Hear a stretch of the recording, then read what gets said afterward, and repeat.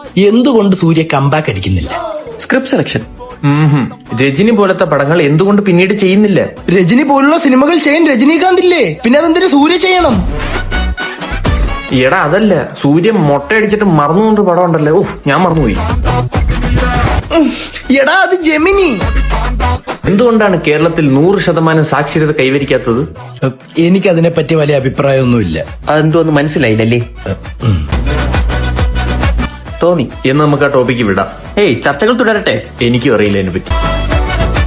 അപ്പൊ അറിയാവുന്ന കാര്യങ്ങൾ ചർച്ചയ്ക്ക് വെക്കൂ. നമ്മൾ യുവാക്കൾ ഇങ്ങനൊന്നും ഇരിക്കേണ്ടവരല്ല. എന്റെ ഒരു റെസ്പെക്റ്റീവില് ഒന്നുകൂടെ പറഞ്ഞേ.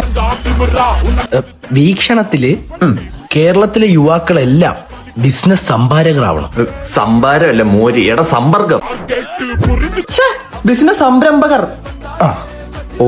അതൊക്കെ പോട്ട്. ഇലക്ട്രിക് വണ്ടിയെ കുറിച്ച് എന്താണ് നിങ്ങളുടെ അഭിപ്രായം? സൗണ്ട് ഇല്ല. മെയിൻ പ്രശ്നം അതൊന്നുമല്ല. പെട്രോൾ പമ്പിൽ പോയാൽ പെട്രോൾ അടിക്കാൻ പറ്റില്ല, ചാർജ് കുത്തണം.